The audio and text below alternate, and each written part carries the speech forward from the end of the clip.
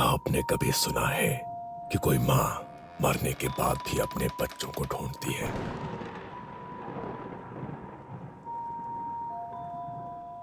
एक गांव है बेलपुर। दिन में बिल्कुल आम, पर रात होते ही यहाँ की हवा भी सांस लेना भूल जाती है। लोग कहते हैं कि रात में उन्हें पीपल के नीचे एक औरत बैठी दिखाई देती है, गोद में बच्चा, पर होठों पर एक ही सवाल, मेरा बच्चा कहाँ है? बेलपुर एक छोटा सा गांव। इसी गांव के आखिरी छोर पर था रघुवीर का घर। बाहर से देखने पर साधारण, पर अंदर एक औरत रोज जिंदा दफन होती थी। उसका नाम था अंजलि। अंजलि की शादी को 8 साल हो चुके थे।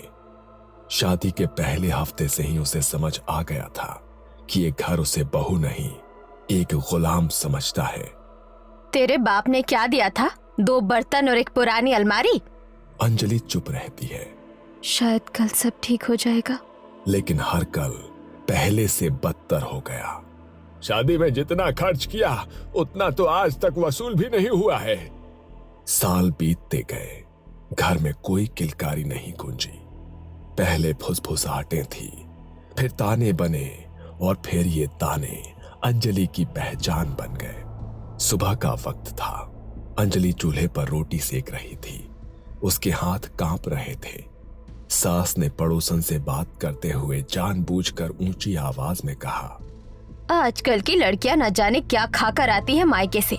शादी के इतने साल हो गए, एक औलाद नहीं दे सकी। अंजलि ने पीछे मुड़कर कुछ कहना चाहा, लेकिन शब्द गले में अटक गए। रघुवीर हंसते हुए बोला, अरे माँ छोड़ो ना, किस्मत ही फूटी है इसकी। मेरे दोस्त के घर देखो, शादी के 2 सालों में 2 बच्चे। अंजलि ने चुपचाप रोटी पलटी। उसकी आंखों में आंसू थे, पर आवाज नहीं। एक दिन अंजलि के मायके से उसके माता पिता आए थे। माँ ने बेटी को देखते ही समझ लिया कि कुछ बहुत गलत है। अंजलि खाना परोस रही थी। बहू, थोड़ा तेज चलो। वैसे भी तुमसे क्या उम्मीद रखे? ना घर बढ़ाया ना वंश, कम से कम खाना तो गरम खिलाओ। रघुवीर अपनी मुंडी नीचे करके हंस रहा था। अंजलि की माँ रेखा ने बीच में कहा, बहन जी, डॉक्टर को दिखाया क्या? ससुर भैरव सिंह ने हंसकर जवाब दिया, दिखाया था। डॉक्टर ने साफ कहा कि दिक्कत जो है ये लड़कियों में है। ये झूठ था। कोई डॉक्टर नहीं, कोई जांच नहीं, बस इल्जाम। अंजलि का सिर झुक गया। उसके पिता कुछ बोलना चाहते थे, लेकिन बेटी की आंखों में डर देखकर चुप रह गए। धीरे धीरे ये बातें घर की 4 दीवारों से बाहर निकल गई। कुएं पर पानी भरती औरतें उसे देखकर कहती, वही अंजलि है ना? हाँ, इसकी सास कहती है ये बांझ है। इसके पति की दूसरी शादी होनी चाहिए। अंजलि जहां जाती उसे अपनी पीठ पर लोगों की उंगलियां चुभती महसूस होती। एक रात अंजलि अकेली बैठी थी, हाथ पेट पर रखे हुए। उसे सारी बातें याद आ रही थी। बांझ है, ये वंश मिटाने आई है। ऐसी औरत को तो घर में रखना भी पाप है। अगर मैं माँ बन पाई तो क्या सब बदल जाएगा? उसे तब नहीं पता था कि उसकी कोख खाली नहीं थी, लेकिन उससे पहले समाज ने उसे बांझ घोषित कर दिया था, और यही वो जहर था जो उसकी आत्मा में धीरे धीरे भर रहा था। हर ताने के साथ अंजलि की आत्मा में एक दरार पड़ती गई। 5 साल बीत चुके थे, जिनमें अंजलि ने हर ताना, हर मार चुपचाप सह लिया था, क्योंकि उसके मन में एक ही बात चल रही थी, अगर बच्चा हो गया तो सब ठीक हो जाएगा। रात को जब रघुवीर शराब पीकर आता, औरत है तू, पर अगर बच्चा नहीं दे सकी तो किसी काम की नहीं। वो उसे पीटता, कभी दीवार से पटकता, कभी बाल खींचता। अंजलि रोती नहीं थी, बस मन में यही दोहराती, बस एक बार गर्भधारण हो जाए, फिर शायद सब बदल जाए। लेकिन रघुवीर की शराब, उसकी मार और अंजलि का टूटता शरीर, इन सब के बीच गर्भ ठहरना आसान नहीं था। शादी के 5 साल बाद एक सुबह अंजलि को उल्टी हुई। उसने डरते डरते अपने पेट पर हाथ रखा। डॉक्टर ने कहा, बधाई हो, आप मां बनने वाली हैं। उस दिन अंजलि देर तक आईने के सामने बैठी रही। पहली बार उसके चेहरे पर सच्ची मुस्कान थी। मेरे अंदर कोई है। उसने भगवान को धन्यवाद दिया। सोचा कि अब शायद सब बदल जाएगा, लेकिन घर में वो अकेली ही खुश थी। जब उसने घर में खबर दी, अच्छा है, एक बार बच्चा पैदा हो जाए फिर इसे मायके भेज देंगे। हमें तो बस वारिस चाहिए, इसका बोझ हम क्यों उठाएं? बच्चा हमारा होगा, तू तो बस जरिया है। अंजलि का दिल उसी पल टूट गया। गर्भवती होने के बावजूद उसकी जिंदगी में कुछ नहीं बदला। मम्मी पापा को खूब दिए प्रवचन। सारे ऑनलाइन फॉरवर्ड्स को मत करो ट्रस्ट, फेक हो सकते हैं। यार फिर मैं ही निकला बोल बच्चन। मंगाया ब्रांड ओजी, निकला फर्जी। फिर 100% ओरिजिनल्स को सिर्फ मिंत्रा से मंगवाया। ऑनलाइन शॉपिंग पे ट्रस्ट फिर से आया और ज्ञान पिलने का हक वापस पाया। ट्राई मिंत्रा, इसलिए करो सेटल नहीं। कुछ नहीं बदला। सुबह से रात तक झाड़ू, पोछा, बर्तन, चूल्हा और भारी पेट के साथ पानी के घड़े उठाना। गर्व है, कोई बीमारी नहीं। खाने में अक्सर बासी रोटी, कभी कभी बस पानी। कई रातें बिना कुछ खाए गुजारी। शरीर सूखता जा रहा था, हड्डियां दिखने लगी थी, लेकिन उसके पेट के अंदर एक जान बढ़ रही थी। अंजलि का शरीर मरने की ओर बढ़ रहा था और उसका बच्चा जन्म की ओर। रात को उसे अजीब सपने आने लगे। कभी वो खून से लथपथ होती, कभी कोई उसकी कोख से बच्चा खींच रहा होता। मेरा बच्चा मतलब। एक दिन सुबह सुबह अंजलि डॉक्टर के पास से लौटी थी। डॉक्टर ने साफ कहा, कमजोरी बहुत ज्यादा है, खाना ठीक से नहीं खाओगे तो बच्चा और तुम दोनों खतरे में रहोगे। अंजलि ने बस सिर हिलाया था। वो जानती थी कि घर में उसकी सेहत किसी के लिए मायने नहीं रखती। ये क्या है? हम क्या जानवर हैं जो ठंडा खाना खाएंगे? पूरे घर में उसकी चीख गूंज गई। अंजलि घबरा गई। माँ जी, डॉक्टर के यहाँ से आई थी, थक गई थी, अभी गर्म कर देती हूँ। ससुर ने बिना कुछ कहे थाली को जोर से धकेल दिया। थाली उलट गई, दाल फैल गई, रोटी जमीन पर गिर गई। नाक कटवाने आई है, हैं? बांझ थी, अब गर्भ में भी अकल नहीं आई है। और तभी रघुवीर उठा। उसकी आंखें लाल थी, मुंह से शराब की बदबू। जानबूझकर करती है ये सब, हमसे बदला ले रही है। पहला थप्पड़ पड़ा, अंजलि लड़खड़ा गई। दूसरा थप्पड़, फिर लात। कोई बचाने नहीं आया। अंजलि चिल्लाई, माँ जी, बाबूजी, मुझे बचाओ। लेकिन शांताबाई और ससुर चुपचाप बैठे देखते रहे। रघुवीर रुक नहीं रहा था। घूंसे, लात, दीवार से टकराता शरीर। अंजलि जमीन पर गिर पड़ी। उसने दोनों हाथ अपने पेट पर रख लिए। मेरे पेट में बच्चा है, उसके लिए तो रुक जाओ। लेकिन चीखते चीखते अचानक अंजलि शांत हो गई। उसकी जान चली गई थी। पूरे कमरे में सन्नाटा। सिर्फ एक बात, अच्छा हुआ झंझट खत्म, लेकिन इसे ऐसे ही नहीं छोड़ सकते।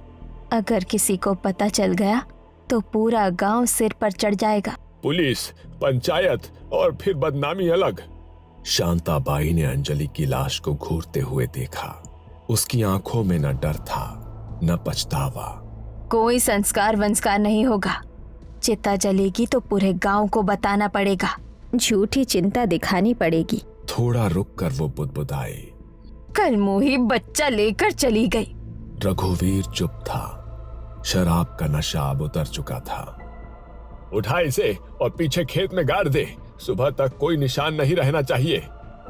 रघुवीर ने अंजलि के शरीर को उठाया। उसके हाथ अब भी पेट को पकड़े हुए थे, जैसे वो मरने के बाद भी अपने बच्चे को बचा रही हो। रघुवीर का हाथ एक पल को कांपा, लेकिन वो रुका नहीं। उसने अंजलि को उठाया और पीछे के दरवाजे से बाहर निकला। खेत में अंधेरा था। रघुवीर ने एक गड्ढा खोदा और अंजलि को उसी कपड़े में गाड़ दिया गया जिसमें वो मरी थी। न कोई मंत्र, न कोई अग्नि, न कोई अंतिम शब्द। ऊपर खेत, नीचे एक मां और उसके गर्भ में अधूरी जिंदगी। रघुवीर वापस आया, हाथ धोए। तीनों ने चुपचाप खाना खाया। तीनों अपने अपने कमरों में सोने चले गए, जैसे कि कुछ हुआ ही ना हो, जैसे घर में कभी अंजलि थी ही नहीं। 3 दिन बीत गए थे। घर में अंजलि का नाम कोई नहीं लेता था। खेत के पीछे की मिट्टी अब बैठ चुकी थी। पर तीसरी रात, आधी रात के करीब शांताबाई की नींद टूटी। कानों में छोटे बच्चे की आवाज गूंज रही थी। ये किसकी आवाज है? कहीं बच्चा रो रहा है? कौन सा बच्चा? सो जा। लेकिन आवाज रुकने का नाम नहीं ले रही थी। धीरे धीरे वो आवाज पूरे घर में फैल गई। अगली सुबह गांव के चौराहे पर लोग इकट्ठा थे। कल रात मैंने देखा पीपल के नीचे एक औरत बैठी थी और वो रो रही थी। अब मैंने भी सुना, किसी के रोने की आवाज आ रही थी। मैंने भी देखा, लेकिन चेहरा साफ नहीं दिखा, पर गोद में कुछ था। गांव में बात फैल चुकी थी कि रात में कोई औरत दिखाई देती है। Shop cute pics for your kids on Meesho. Download now. Discover the joy of investing. Open your free Demat account with Angel. रघुवीर के घर में अब रातें सबसे डरावनी हो चुकी थी। कभी किसी के जोर से चिल्लाने की आवाज आती, कभी ऐसा लगता जैसे कोई असहनीय दर्द से कराह रहा हो। माँ, आपने सुना? हाँ, हर रात। एक रात भैरव सिंह को आंगन में अंजलि बैठी दिखी। गोद में एक बच्चा, वो उसे झुला रही थी। अंजलि। पलक झपकते ही वहां कोई नहीं था। हर रात उन तीनों के लिए एक सजा बन गई थी।